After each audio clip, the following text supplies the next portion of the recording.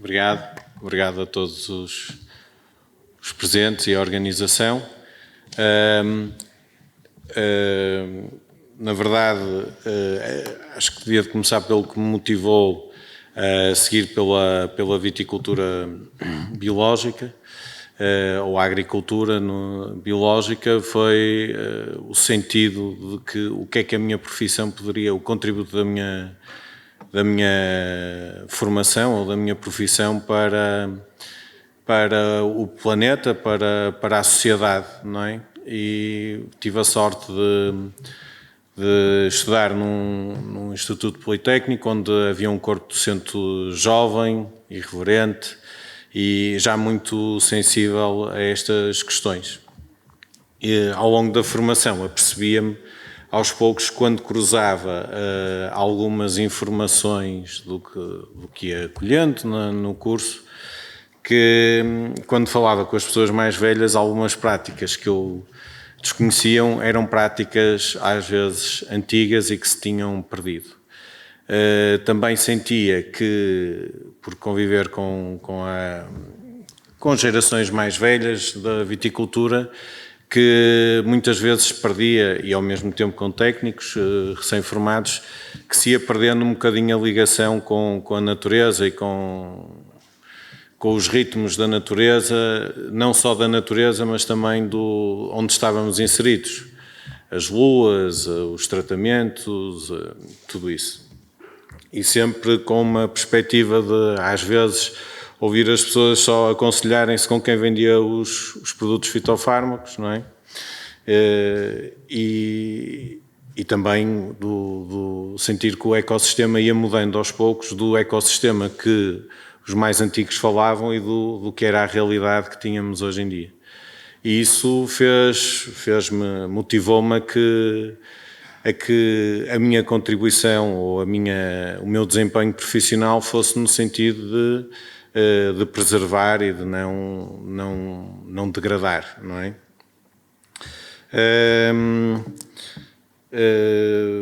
Na altura consegui convencer a minha família a converter os hectares que tínhamos a biológico, já no fim da minha formação, e tinha muita ânsia de conhecer o que se fazia lá fora. Estamos a falar nos anos 2004 e sempre que chegava para querer implementar algumas questões ou procurava informação, às vezes a literatura era um pouco antiga mas havia muito trabalho, mas havia sempre uma frase comum que é: isso aqui não dá. E que ao longo do meu percurso, muitas vezes, noutras não, já as coisas estavam um pouco mais desenvolvidas. Estamos a falar de Portugal, Europa, França, Alemanha, já estavam um pouco mais desenvolvidas, os Estados Unidos também. Quando por lá passei já tinham essas preocupações, mas havia sempre um discurso de alguma resistência, a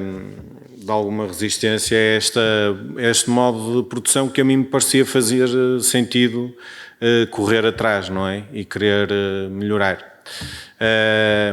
Portanto, esta coisa do aqui não dá, não é? Porque até o risco de incêndios com as infestantes poderia ser um problema. Felizmente fui conhecendo casos de sucesso, fui colaborando com casos de sucesso, muito foi desenvolvido, não é? Hoje em dia, felizmente, temos muito mais soluções, temos muito mais conhecimento, porque não há nada como a experiência e o testar, o experimentar e também o querer. O querer é uma coisa muito importante na vida, não é? Se pensássemos, se alguém chegasse aqui ao pico e antes de haver vinhas e dissesse vamos pôr vinhas aqui, de certeza que os técnicos diriam aqui não dá. Isso aqui não dá, e o certo é que ela está cá e que faz vinhos brilhantes, não é? E como já foi referido, há realmente no mundo alguma necessidade de se mudar.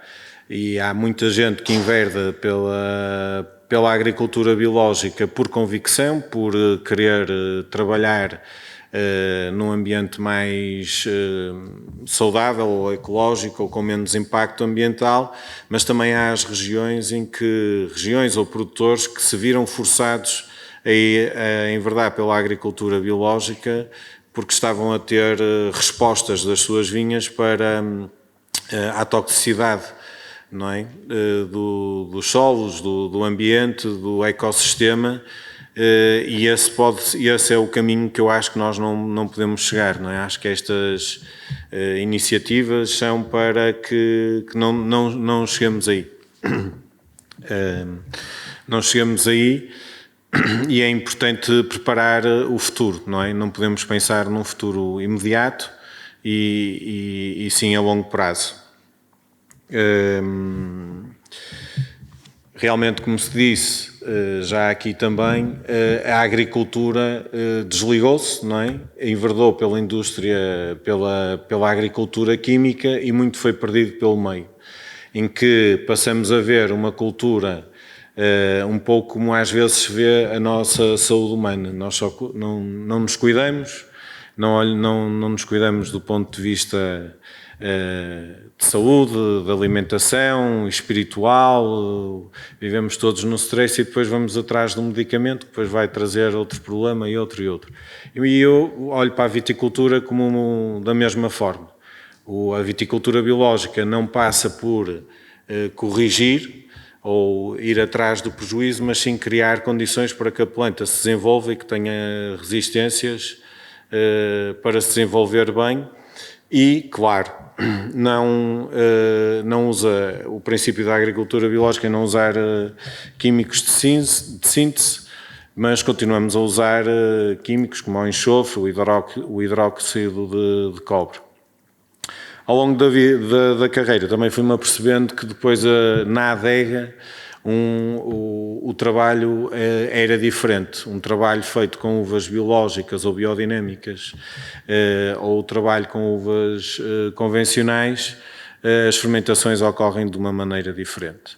A legislação permite utilizar leveduras selecionadas e já há alguns produtos criados para a agricultura. Na biodinâmica isso não é permitido e vai contra a filosofia, mas sem dúvida que na adega e depois na qualidade do vinho isso se sente. Ou não fosse grande parte dos grandes vinhos do mundo serem feitos também neste tipo de agricultura. Isto é um pouco das minhas motivações. As motivações da Afros são um pouco mais profundas ainda, uma vez que se trata da recuperação de uma quinta de família que estava a entrar Estava a ser desertificada a zona, que corria o risco de desaparecer, e houve aqui uma revitalização através do vinho. O proprietário, o arquiteto Vasco Croft, que era alguém sempre ligado à filosofia do Rudolf Steiner, para ele não fazia sentido senão fazer a agricultura biodinâmica, que é um nível acima da agricultura biológica, no sentido em que são utilizados, seguimos o calendário lunar e são utilizados alguns dos preparados biodinâmicos que o Rudolf Steiner deixou, que no fundo tentam estabelecer uma comunicação das plantas e um conhecimento das plantas, algo um pouco mais complexo, e que o tema hoje é a agricultura biológica, portanto não vou por aí, mas que o princípio é não ver a agricultura como um todo, mas em que o homem também está lá. Há as forças animais, o homem é um dos animais que lá está, portanto a maneira como se trabalha também tem que pensar na sociedade. Na sociedade, também a Afros tenta preservar algumas tradições, tenta ao mesmo tempo reinventar. Muitas vezes há uma ideia errada de que a agricultura biológica é uma agricultura em que não se toca. A agricultura biológica é exatamente o contrário. A agricultura biológica obriga a um comprometimento muito maior, uma atenção muito maior, e não é o deixar crescer as ervas e não tratar e tudo mais, não. Trata-se de tratar de uma maneira mais, do meu ponto de vista, não é? Mais eficaz, mais perceber porque é que estamos a fazer, como é que temos que fazer, a qualidade do tratamento que estamos a fazer, as doses em que estamos a fazer, que muitas vezes as sugeridas são excessivas, e ter sempre a planta num estado saudável. A agricultura química muitas vezes empurra-nos para produções muito altas. Eu às vezes dou este exemplo de que vamos deitar o herbicida porque as ervas vão entrar em competição. Depois temos excesso de vigor e vamos mondar porque temos excesso de produção e não conseguimos ter qualidade. Portanto, muitas vezes a agricultura acaba por se desequilibrar e a natureza consegue equilibrá-la se tivermos mão nela. Não é o abandonar, mas sim o cuidar. A agricultura é o cuidar, não é? É isso que se pretende. Portanto, o trabalho que foi feito na Afros não foi um trabalho sempre simples. Como disse, estas vinhas também não são simples. Mas o certo é que com o tempo, com a experiência, com a criação de equipas, com formação, com experiência, conseguimos subir bastante as nossas produções médias, que é outra ideia errada. O produzir em bio não quer dizer que se produza menos do que no convencional. E isso também se reflete depois na qualidade dos vinhos. A agricultura biológica, do meu ponto de vista, não deve acabar na uva, não é? Depois na adega também deveríamos tentar continuar esta linha de pensamento do não pôr coisas que não são necessárias ou retirar coisas que se calhar fazem parte do vinho e porque retirá-las, não é? Ou porque estar a trazer elementos exteriores ao vinho. E uma vez que isto é um seminário para mostrar a realidade e a prática, não é? Já houve o tempo em que a agricultura biológica era uma coisa um pouco desconhecida, uma coisa se calhar para estrangeiros, para gente com dinheiro. Não tem que ser necessariamente mais caro, mas há, sem dúvida, a nível mundial, uma preocupação e uma responsabilização por parte do consumidor. O consumidor, hoje em dia, consome e quer conhecer a consequência do ato do seu consumo. Ou seja, o consumidor tem preocupações de saúde, nunca se viu, pelo menos eu, na minha existência, não me lembro de ver tanta gente a ter cuidado com a alimentação, com o desporto, com a parte também mais espiritual, não é? Acho que Portugal, acho que todos que estão aqui presentes concordarão comigo, que nunca se viu tanta gente a fazer caminhadas, yoga, a falar em retiros e tudo mais. Pela saúde, não é? Pela consequência do ato. Portanto, o consumidor está preparado para pagar mais desde que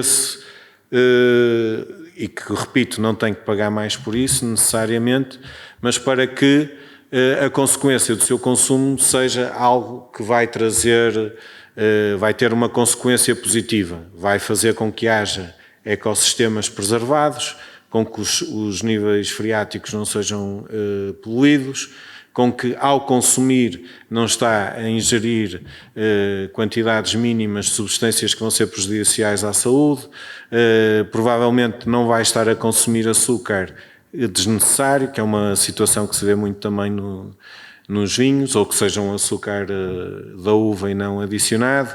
Portanto, é toda uma linha de pensamento que não está agarrada só à viticultura, mas está sim agarrada, ou à agricultura, está sim agarrada à sociedade. No caso aqui do Pico, provavelmente quem consumir também está a pensar na preservação de um trabalho heroico que aqui foi feito, que tem que ser preservado e certamente que vai pensar que está a consumir um produto de qualidade e que está a preservar uma paisagem, uma tradição, património genético e fixação de gente à terra.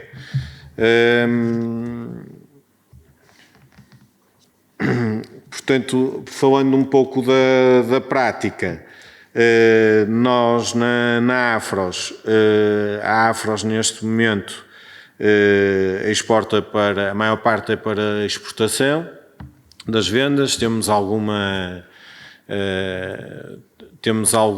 curiosidade, quem nos faz lá, quem nos conhece lá fora, pelo tipo de agricultura que fazemos, certamente, pela qualidade dos vinhos, mas também pela preservação da tradição. Nós temos desde espumantes pelo método ancestral, estilos de vinho que eram produzidos antigamente e que caíram um pouco em desuso e que nós tentamos dar o nosso contributo para que voltem a ser consumidos, mostrar que as castas, que o vinho verde pode fazer coisas que possam envelhecer, que não tenham que ser consumidas no ano. Os vinhos tintos verdes também, que têm, há vários estilos que podem ser feitos e que as castas também, se calhar, têm uma elasticidade e que não têm que ser ligadas só a vinhos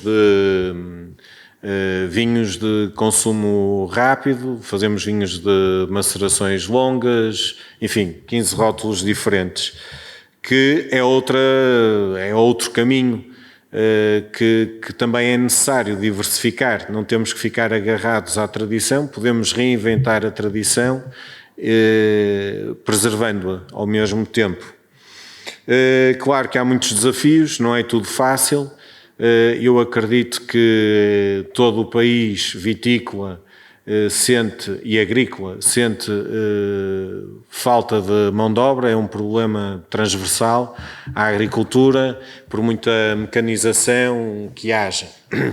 Ao mesmo tempo, como já disse anteriormente, há cada vez mais soluções cada vez mais ecológicas, não só na viticultura, a horticultura de estufa, por exemplo, também acaba por ter produtos que depois podem ser aplicados na viticultura. O Rudolf Steiner também usava muitas essências, os extratos de plantas, que hoje em dia é a própria indústria fitofarmacêutica, perdão, que também está a recuperar esse conhecimento e a comercializar esses produtos. Portanto, isto revela que que se pode virar aqui um pouco o jogo. Acredito, a mecanização está cada vez mais ajustada e há uma tecnologia que até hoje vai também aqui ser referida e que eu tenho muita fé. Acho que a tecnologia hoje em dia evolui de uma maneira muito rápida, que podem ser os drones, que até pode vir a ser uma solução para muitas das regiões que tenham vinhas com compassos um pouco mais não mecanizáveis. Eu lembro-me que há 5 anos atrás, quando se pesquisava sobre pulverizações com drones, os drones tinham uma capacidade de 2 litros. Hoje em dia já há drones com capacidade para 25 litros. Não são muito utilizados cá, mas em países de extensões maiores já são muito utilizados. Portanto, o que eu quero dizer com isto é que é quebrar o preconceito de que a agricultura biológica é andar para trás. A agricultura biológica é andar para a frente. E andar para a frente com conhecimento, não é porque é a mesinha do meu avô fazia assim, não. Fazem-se as coisas através de estudos, de experiência. Cada realidade tem que ser ajustada. Eu tive a sorte de conhecer várias realidades, umas mais modernas, outras, e todas as regiões têm os seus desafios. A região de onde eu venho tem o desafio de preservar os muros, tem uma variedade de castas tremenda, que muita foi perdida e muita ainda pode ser salva. Acredito que há outras regiões por onde passei onde a dificuldade era outra, não havia conhecimento, tudo era novo. Não havia não havia conhecimento, tudo era novo. A viticultura era uma cultura que não era de lá, no caso do Brasil, e tudo era novo. A questão social, o meu tempo está a acabar, mas que era uma nota que eu gostava de frisar, e que tem sido um pensamento cada vez mais presente ao longo da minha atividade, é que realmente a viticultura muitas vezes era um complemento do orçamento familiar. Era um complemento. O vinho era um alimento, portanto tinha que estar à mesa, e muitas vezes era um complemento. A venda de uvas podia ajudar no orçamento familiar. Mas ao mesmo tempo não era só um orçamento, não era só um complemento económico. Cada família era uma escola de viticultura. As pessoas, e certamente muitos dos que estão aqui presentes, cresceram a ajudar os pais a cuidar das vinhas. Ao desde miúdos, que nada, não estou a incentivar o trabalho infantil, mas ao acompanharem os pais, certamente que ficaram enraizados muitos conhecimentos e muitas técnicas que se calhar a geração que hoje está a entrar para o mercado de trabalho não teve.